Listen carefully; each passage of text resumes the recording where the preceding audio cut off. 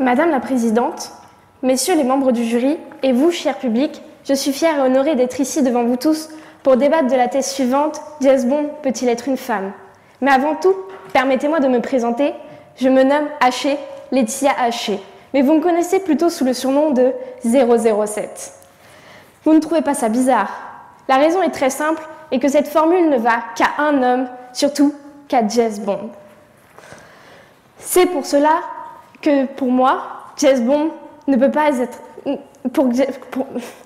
C'est pour cela que James Bond ne doit être qu'une femme, ne doit être qu'un homme et ne pourra jamais être une femme. Mais le rôle de James Bond a été écrit pour un homme et par un homme depuis plus de 40 ans. Je ne fais que reprendre les termes de Pierce Brosnan, l'un des acteurs de James Bond. Le terme James est un nom masculin. Et en plus, on a toujours appelé Bond James Bond et non Jane ou je ne sais quel prénom. Si une femme souhaite elle aussi être agent secrète, nous nous devons de lui créer son rôle, un rôle à son image, et non lui donner un rôle plutôt sexiste, écrit pour un homme. Je peux en effet vous donner les exemples de Nikita ou bien de Angelina Jolie dans Salt, qui sont de très grandes espionnes. Elles montrent qu'une femme peut avoir un rôle important sans même devoir reproduire un rôle d'homme déjà existant.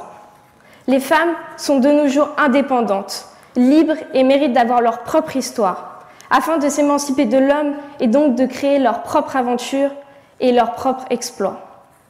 Ainsi, l'écrivain Ian Fleming a toujours décrit dans ses romans un homme espion aimant les femmes et l'alcool, et non une femme espionne aimant les hommes et l'alcool.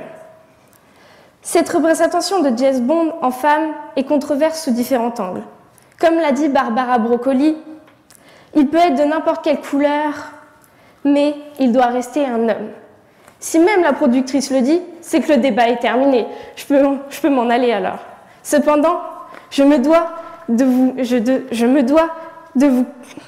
vous démontrer qu'elle a raison et en aucun cas, James Bond ne peut être une femme. Le fait que James Bond représente un homme n'est pas qu'une question de choix, mais plus précisément de tradition. Il faut obligatoirement qu'il soit anglais et qu'il soit un homme en costume. En costume, un terme que j'aimerais reprendre. James Bond est un homme classe et cette classe est mise en avant avec ce smoking. Ce smoking qui est beaucoup plus porté par l'homme que la femme et James Bond sans costume n'est pas un vrai James Bond.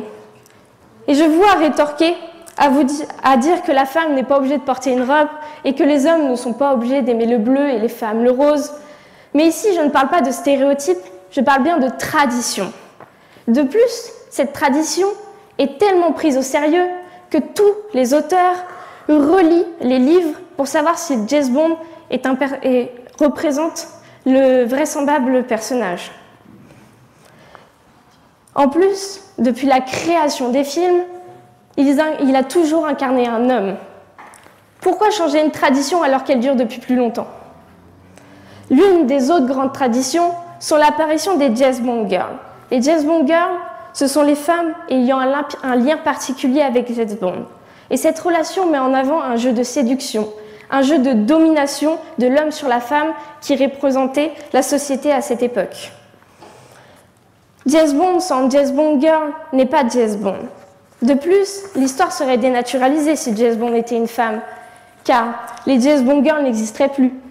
Et si elles n'existent plus, le jeu de séduction et de domination cesse. Et sans ce fameux jeu, l'essence même du film disparaît. On n'appellerait plus ça James Bond alors. Cette phrase de Roger Moore représente parfaitement ce que je souhaite mettre en avant. Vous pourriez avoir une femme, une Jane Bond, mais cela n'aurait rien à voir avec James Bond. Bond est Bond. James Bond en femme serait réécrire une nouvelle histoire, et ça ne représenterait en aucun cas le personnage original. Ce serait une histoire complètement différente. En résumé, James Bond est un homme à femme, buvant de l'alcool et aimant jouer avec les armes et les grosses voitures, une belle représentation de l'homme. Parlons-en de cette représentation de l'homme qu'est James Bond. C'est une forme idéalisée de l'homme fort et viril que certains hommes de la société aiment s'identifier, ressembler. Dès le premier film, on peut voir l'influence de l'homme sur la femme dans la société à cette époque. Et en effet, on peut voir que le héros entretient des relations sexuelles, des relations amoureuses avec n'importe quelle femme pour accroître sa domination, sa puissance ou pour leur soutirer des informations quand elles sont méchantes dans l'histoire.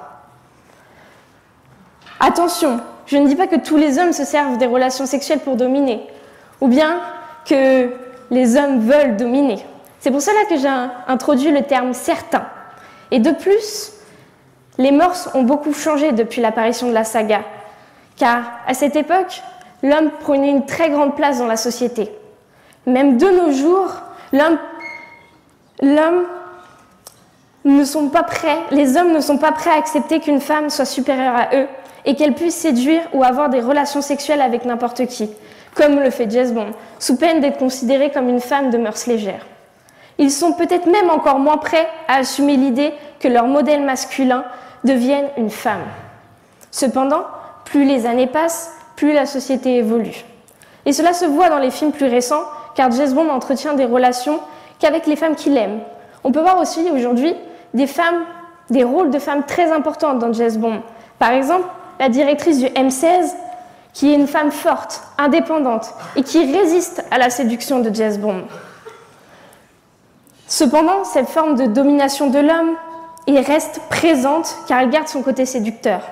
Ceci est démontré par la réplique de M, qui est la directrice du M16, « Monsieur Bond, je pense que vous êtes un dinosaure sexiste et misogyne, une relique de la guerre froide. » Avec cette phrase, nous définissons James Bond. Et en le remplaçant en femme, il faudrait le redéfinir, et donc effacer le principe même de l'histoire. Or, même si cela était possible, il serait compliqué et très maladroit de mettre en scène dans un film une femme où son rôle doit être poussé à son désavantage, en incarnant une femme misogyne qui abaisserait son propre genre. Remplacer James Bond en femme ne fonctionnerait pas. Suite à la place qu'il prend dans la société, il véhicule une image forte de l'homme et le remplacer par une femme ne le rendra en aucun cas crédible dans ce rôle très masculin. On ne peut pas transformer tous les rôles pour que ça convienne à tout le monde. Ce n'aura aucun sens, surtout s'il est au départ tiré d'un livre. C'est pour toutes ces raisons que je peux affirmer que James Bond ne pourra jamais être une femme. Je vous remercie de votre écoute, Madame la Présidente, Messieurs les membres du jury et vous, très cher public. Ba